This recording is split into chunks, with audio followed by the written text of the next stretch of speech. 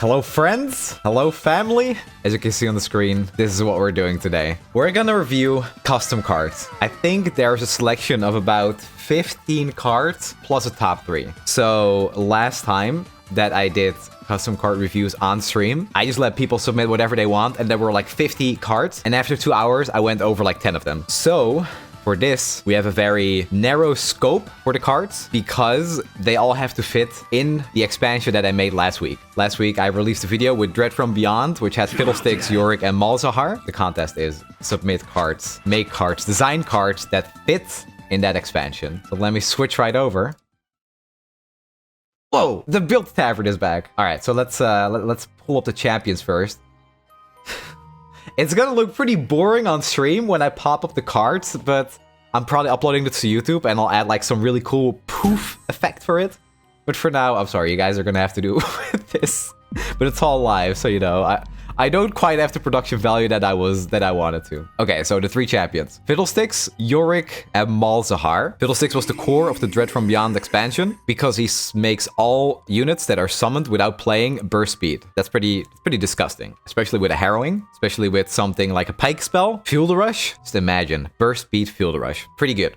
So, YORICK is more of the support. He discounts all spells that summon units by 1, kind of like a Glorious Evolution. He also doubles them. Pretty standard, just like support for Fiddlesticks, but he can also carry a deck by himself because it's like Mirror Mage and Glorious Evolution combined in 1 card, but only for spells that summon units. And the last is MALZAHAR. I think MALZAHAR is the most interesting one because he really makes this expansion with the cards that do this specific thing really unique and interesting. He makes Voidlings, and all Voidlings share keywords among other Voidlings. So if you give one Voidling elusive, you have 5 of them on the board, they will all have elusive. Pretty cool. These 3 champions of the set, the request from me was make a card that would fit in a package with these cards. I'm just gonna start from the very beginning. The cards that I'm gonna go over now are not top 3. However, your card impressed me enough to talk about it on stream. There were a lot of cards. Me and Yuri went over it before the stream. Once again, huge credit to Yuri. I really could not be doing any of this custom card stuff without him. And we kind of made a selection. So these are all the runner-ups in no particular order. We're gonna start with a Scarf King who made Encroaching Void. 3 mana, focus speed from Shurima, predict. The next time you play a unit this round, summon a Voidling with a random keyword. And Voidlings are 1/2s. This is interesting because MALZAHAR's level 2 already synergizes with Predict, giving you more Voidlings. So if you use this with a MALZAHAR level 2 on the board, and then you summon a random or 1 Voidling with a random keyword, you get another Voidling card in your hand that you can summon, so they will instantly share keywords between each other. I think this one might be slightly, I want to say too powerful almost, because 3 mana focus speed to summon a unit is already quite strong. And then also predicting on top, and predict gets a lot of value in the set. That does sound kind of crazy. You can definitely go off with this spell because all you need sometimes is just 1 Voidling to completely carry a game. 3 mana for a 1/2, is it that strong? That's also a random keyword. With a MALZAHAR, you also get the spell that summons another Voidling in hand. I think the strongest part about this is that it's focus speed. You do have to be careful about that. You can summon it fast, but you can't summon it during combat. But focus speed is still really strong. So that's Scarfing. I was impressed by this card. I really liked it. Next is from Zai Monster. I hope I'm pronouncing these names right. I chose this one. It is an Ionia card, so you wouldn't really think that I was the one who chose this. 3 mana, 0/1 with a tune. When I'm summoned or recalled, summon a Tail of the Dragon. Honestly, this card is actually just grossly overpowered, but I really like the idea. The Tail of the Dragon is the 3/2 that you get from Concussive Palm. So you can either recall this card to get more 3/2s, or you can recall the Tail of the Dragon to get a Concussive Palm in your hand. Once again, it is really, really powerful, but it is a 3 mana 0/1 that summons a 3/2. But yeah, you know, by now we're used to Ionia just doing disgusting things with recall. It was a meme archetype for the longest time, and suddenly it's just the best region with the best deck in the game. Riot balancing. It's just always going to be like that. Ionia is either the most frustrated region in the game, or it's just by far the worst. That's just their whole identity. I think this should actually be a 4 mana card, and the reason that it is so grossly overpowered, while it has a really cool idea behind it, is the fact that it did not make it any closer to the top 3. But I am still impressed by this card. The next card is from Jolie, Void Shaper. So I'll just say this right now. This card almost made it into the top 3. 2 mana, 2/3 from Shurima, Fearsome. When I'm picked in a prediction, create a 2-cost Call of the Void in hand. The reason we love this card is because the idea behind picking a specific thing in a prediction, so predicting like the right thing. It's kind of what Zillion Echo does, where, oh, this is the really powerful card that I shuffled into my deck.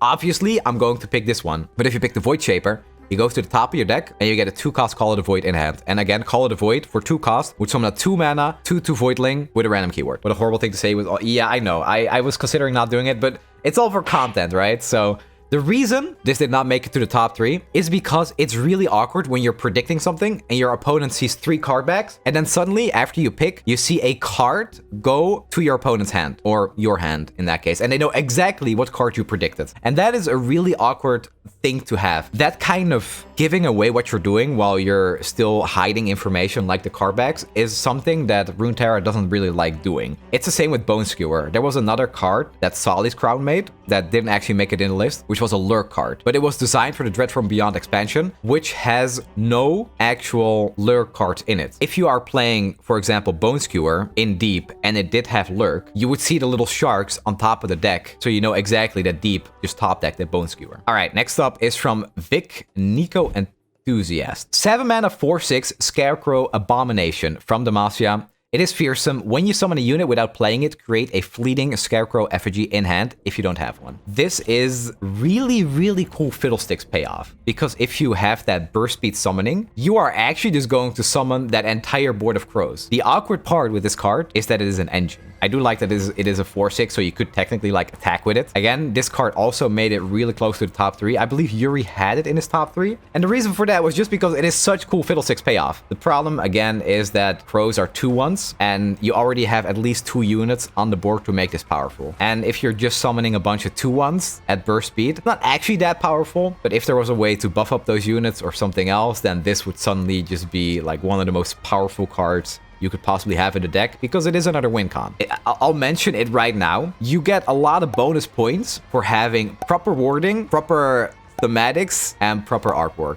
Everything, it's like the whole package, right? Everything needs to be perfect. If I look at a card and I'm like, hey, this could actually just be in the game. If I didn't know this was a custom card, this could be something that exists in the game. And, you know, presentation helps a lot, is what I'm trying to say. So, super cool card. Love that it's from Demacia. Love that it's more payoff for Fiddlesticks. It makes a lot of sense to be in the same region with Fiddlesticks too. It's definitely not something you want in Shurima or Demacia. So, just really, really good job. This was near the top. It was a hard choice. Next is from Unigases. And this one, again, was also really close to my top 3. 8 mana 1/2 Helia Priestess from Shadow Isles. When I'm summoned, summon random followers from your regions whose total cost equals to my cost. This is super cool with Revive synergy. 8 mana 1/2, not very powerful, but the effect that's attached to it is basically Production Surge. You are summoning 8 mana worth of units, worth of followers, I should say. If you play this on 1 turn, you somehow lose your board, all the minions that you have. You use the 4 mana 3/3 from Shadow Isles that kills the unit and revives it on this. You get another full board with units up to 8 followers. Looking pretty underwhelming as an 8 cost, but having such a powerful effect that synergizes perfectly with the Dread from Beyond set was honestly a beautiful direction, and I love the artwork, love how consistent the wording is. And when you see an 8 mana 1/2, your brain already kind of starts spinning like, oh my god, what could an 8 mana 1/2 do on a card like this? If you use a Oblivious Islander on this and make this a 7 cost to give it ephemeral, but also make it 1 mana cheaper, you only get 7 mana worth of units. But if you prank this and make it go up to 10 cost, suddenly you summon 10 mana worth of followers. Yeah, if it gets pranked, you get even more value. This is the one card you probably don't want to prank. But the Chronicler makes this very powerful, yeah. But it is also very easy to destroy a 1/2. Next card. This one was made by Thunder. 3 mana from Noxus, Scavenging Raven. Fearsome 3/2. Summon me from hand where you kill a damaged unit. When I'm summoned without being played, create a copy of me in hand at round end. Again, super overpowered card, but it is a really cool effect, and I actually really appreciate when people made cards that were not in the same region as the 3 champions I made. This goes into Noxus, but it is kind of like a minion because you keep getting them back at the end of the round, which is extremely powerful for a region like Noxus. We have seen this with a card like the Lost Soul, an infinite value engine, and this card can do the same thing, especially in a Swain deck. If you're playing against Swain, you just know, okay, if my unit takes 1 damage, if I'm losing 1 health, my unit is probably dead, right? Because Flog deals 4 damage to damaged units. Scorched Earth just kills damaged units. So if you take damage, you're probably dead. And then if you have a Scavenging Raven, 2 or 3 Scavenging Ravens in your hand, you are going to summon boards out of nowhere all game long. So having multiple of these is really, really scary, I think. Yeah, Nox's minion is just stupidly powerful. Next up is from Sodium Chloride.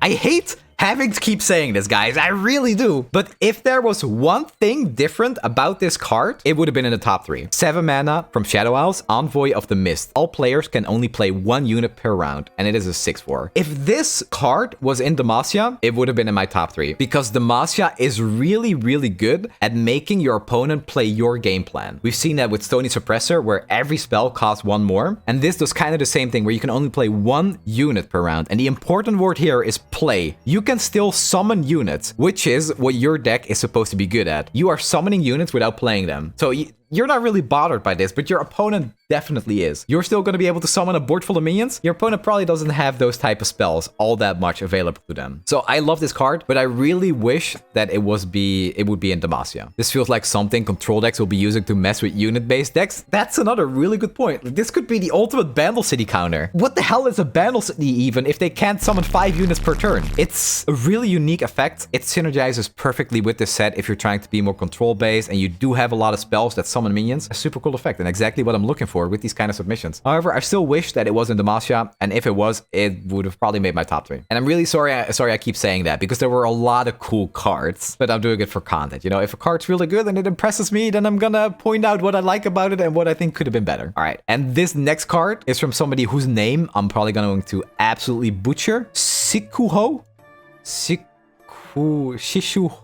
Sorry. Sacrificial Beast. 2 mana from Shurima, and it's a 1/2. When you summon a unit, kill both of us to summon a Voidling with its stats and keywords. You have to plan ahead a lot for this card, because you can summon a 2 mana 1/2, pretty easy to remove, but when you summon, or when you play a Vile Feast, you're actually kind of just ruining this card in a way. You're playing a Vile Feast and you summon a 1/1 spider. The Sacrificial Beast will kill both units and summon 2 1/1 Voidlings. That's not really a lot of value. But if you summon a Victor, I guess, or an Arsenal, if you summon an Arsenal, the Arsenal gets killed. This will summon 2 8/6s. And it will get all the keywords. There is a lot of planning. A lot can go wrong with this card. You can definitely sabotage yourself, but it is super cool. And it is insane NASA synergy too. Yes. Campor is another insane option with this if it's active. If you play an activated Campor, you would summon 2 Voidlings that are 5/4 with Spell Shield, Overwhelm, and Challenger. And they are also Voidlings, so if you have any other Voidlings on the board, they will also get those keywords plus whatever they already had. I am such a huge fan of Voidling decks and thinking about them. Like, Yuri did such an insane job designing it. Oh, it's 1 Voidling, right?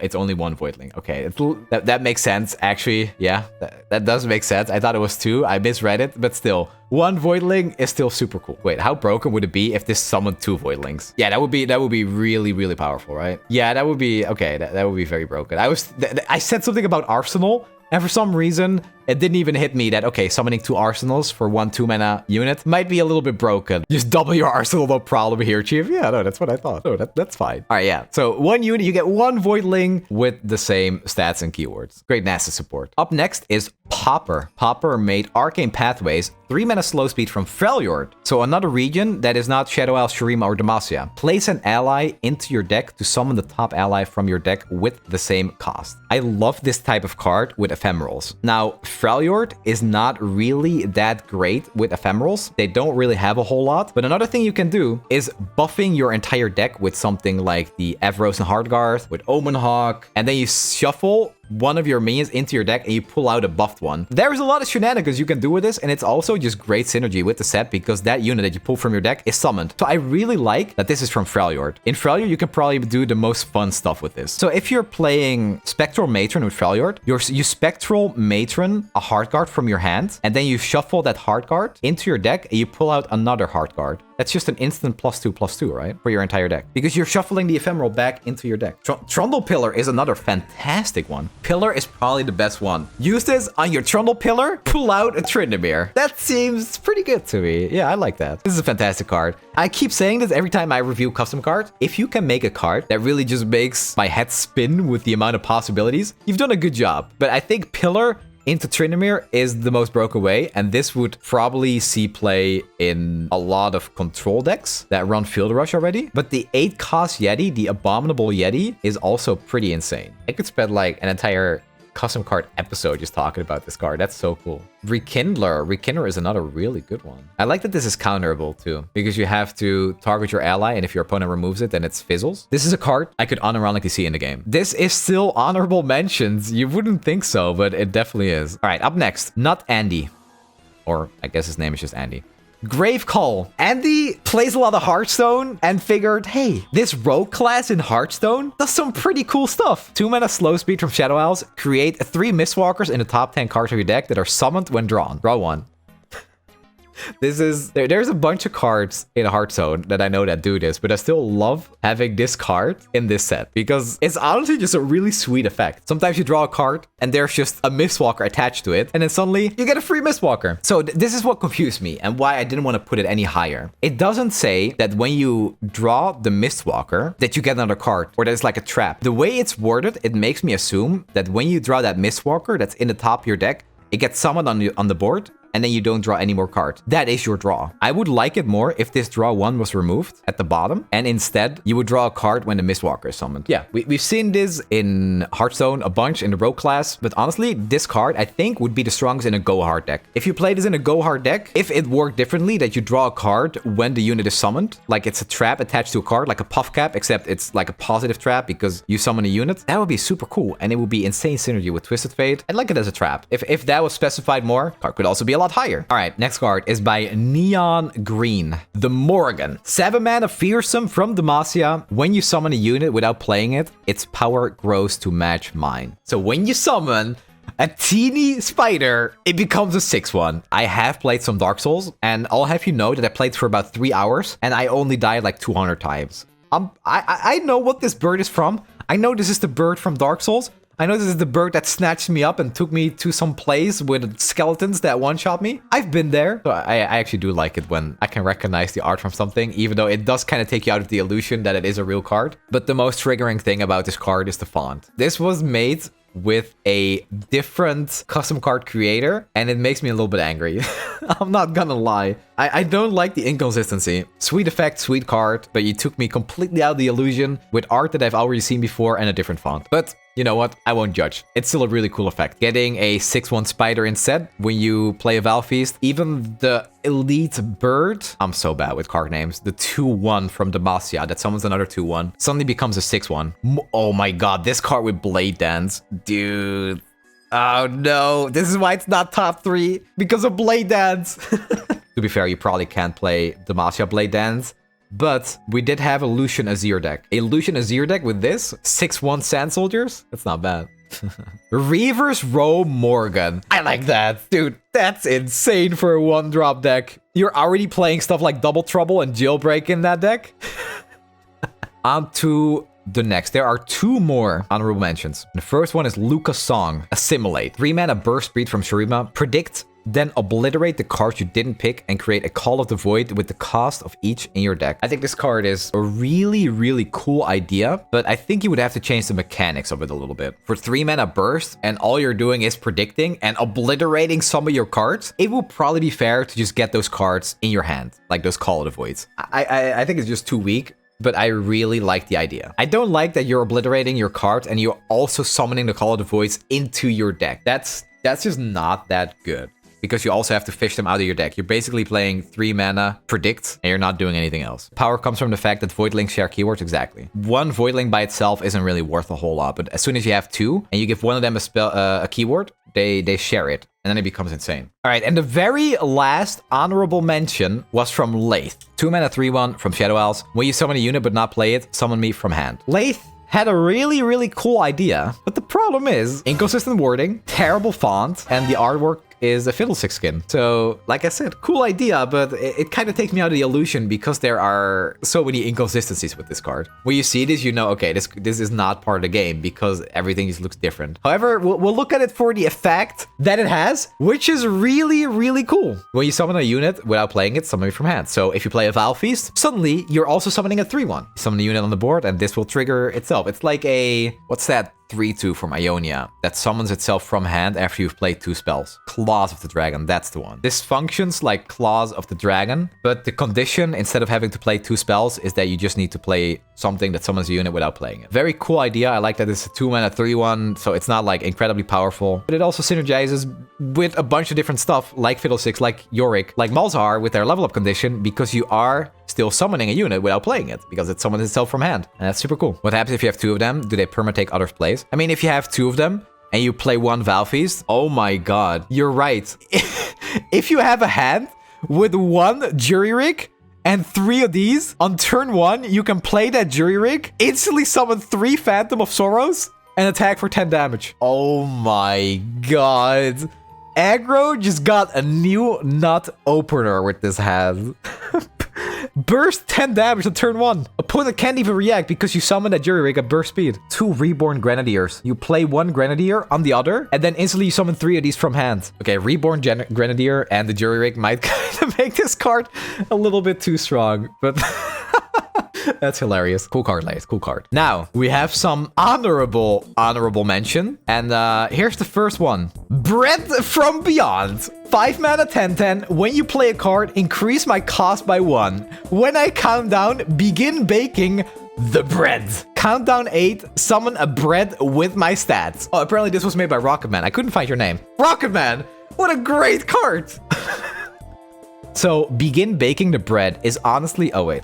When you begin baking the bread, you can basically play this on turn 5, and then instantly, when you get that bread on countdown, and you summon this bread right after, you can potentially do like 20 elusive damage from hand. And if we do that without actually letting our opponent attack, we can just instantly play the bread, attack the Nexus, kill them next turn with something like Atrocity. Okay.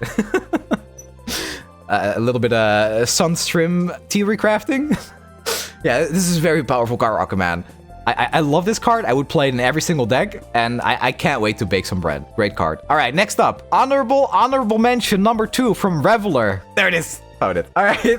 Yuri's Slave. 4 mana 0/3 from Shurima and Battle City. Challenger. Play summon an ally in hand with equal or less cost than me. Then, if it has Predict or Manifest, activate it. Otherwise, kill it to grant me its stats. So where to even begin with this card? This would see play in every Shurima and Battle City deck, obviously. A 4 mana 0/3?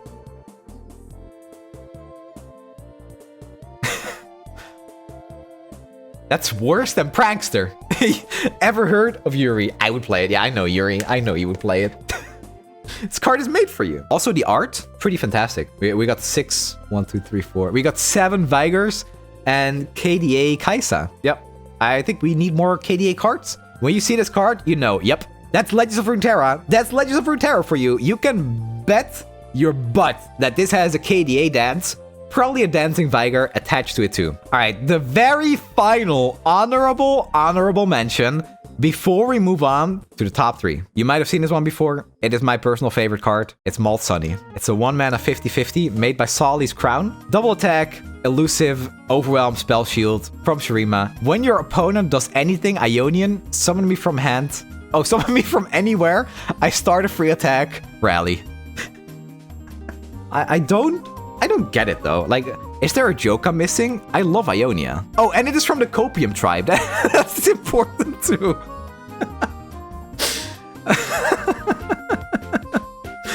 Yeah, I can't wait to play my Copium decks.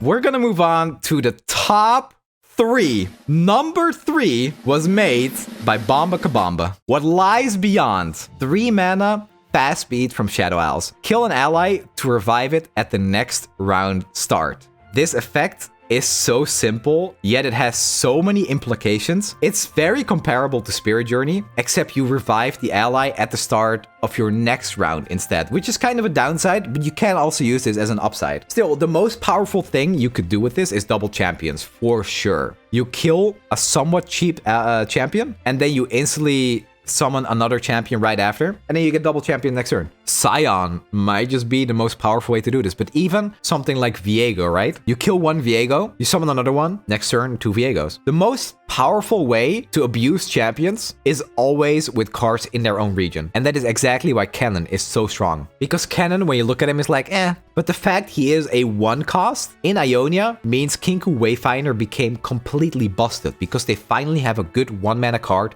to pull. Just like the Morn. Isn't like a Warzonias.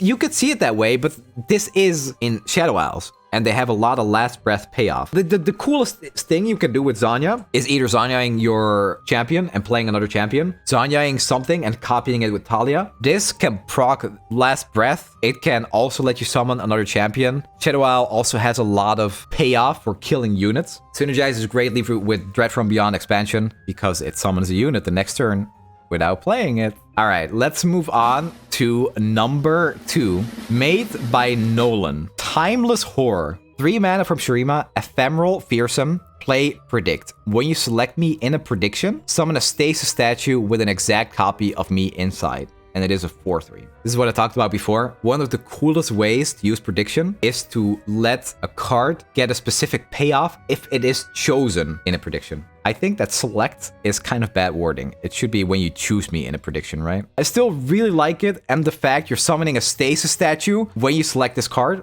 is super cool. Problem is that this sucks to draw. You still get to play Predict. Predicting is sometimes just not that bad. Sucks that it's ephemeral though. Ephemeral is the downside, but the effect you get is so powerful because of the stasis statue with this inside. Kind of makes it worth it. And I just love that idea of picking a unit and instantly summoning a stasis statue with this inside. Horror works well with landmark established decks too. Yep, I actually kind of think that for landmark decks, you would love to play Ancient Prep and somehow get this. Instant 2 landmarks. Zeratzillion, yeah, this would be insane in Zeratzillion. What if this was a lurk unit? That's actually really interesting. This could be a lurk unit, honestly. Ziggs would love this card. Because Ziggs is still kind of an aggressive deck in a way. So the fact it goes into a stasis statue, so you get to attack with it next turn, super good. Trigger Ziggs, gets a blocker, yeah. If it's lurk, imagine hitting this with Zursai Collar. Yeah, that's kind of a downside, yeah. Like I said, it has so many implications. It's great design for the Dread from Beyond expansion.